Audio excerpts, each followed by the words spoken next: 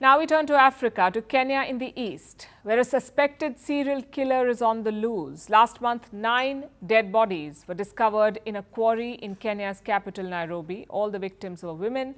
3 days after the discovery, the police arrested a suspect. He confessed to killing 42 women over the span of 2 years and dumping their remains in the quarry. At the time, the Kenyan police described him, and I'm quoting, they called him a vampire and a psychopath. He was kept in detention since his arrest, but yesterday he broke out. This suspected serial killer and 12 others escaped from a police station in Nairobi, apparently with the help of some guards. 8 police officers have been arrested since, and a manhunt is underway to find Kenya's quarry killer. Here's our report. These were the scenes from Kenya's capital, Nairobi, yesterday. A police station became a crime scene after a jailbreak. 13 prisoners escaped from the cells, among them 12 Eritrean nationals who were arrested for being illegal in Kenya, and 1 male murder suspect, namely Collins Jumaisi Khalusha, who is connected with the quarry murder incident. The quarry murder incidents he's referring to are a series of gruesome murders committed by a suspected serial killer. The police say it was this man, Collins Jumaisi Khalusha. He was arrested last month. This is how the police described him. It is crystallizing that we are dealing with a serial killer, a psychopathic serial killer who has no respect for human life. Khalusha is the prime suspect in a spate of killings where women were dismembered and dumped into a quarry in Kenya's capital, Nairobi.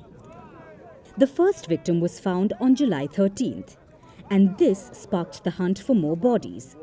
8 others soon turned up at the quarry, which was a dumping ground. The bodies were discovered barely 100 meters away from a police station, sparking public outrage. So the police worked fast and arrested their suspect within days. They even got a confession out of him. On interrogation,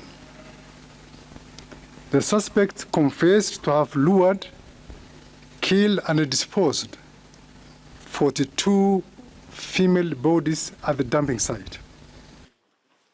Collins Jomaisi Khalusha's first victim was apparently his wife. He allegedly killed her in 2022.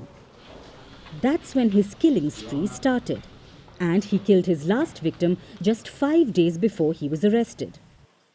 His lawyers deny this version of events. They say he was tortured into confessing. The investigation is still ongoing, and Khalusha has been in police custody since his arrest. He last appeared in court on Friday. His custody was extended by 30 days so that the police could wrap up their investigation. But before they could finish their probe, Khalusha escaped. Khalusha and 12 others apparently cut a wire security mesh in the police compound. They climbed through the hole and then jumped a perimeter wall. The police discovered that Khalusha and the others were missing at about 5 a.m. on Tuesday when they were supposed to get breakfast. So how is it that the prime suspect in a serial killer investigation could escape? Well, apparently he had help.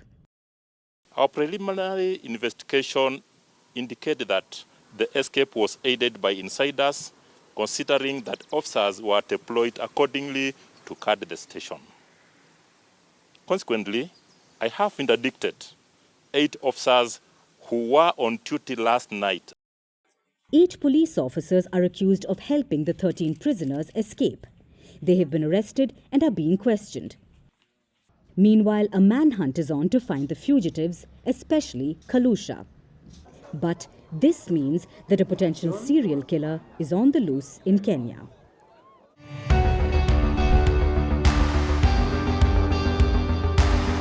Across continents, one powerful news source.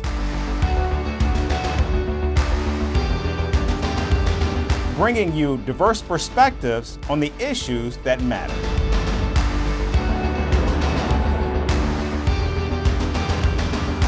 We go beyond the boundaries to give you that little extra about every sporting moment.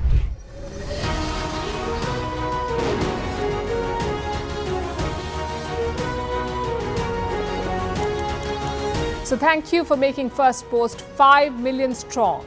We're counting on your support, and you can trust us to bring you the news unfiltered and unvarnished.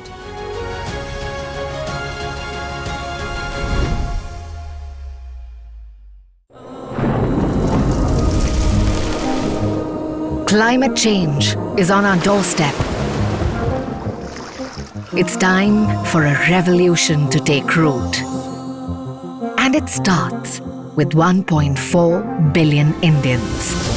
It starts with one tree for humanity, one tree for Mother Earth, one tree for our future. Project One Tree, a News 18 network initiative.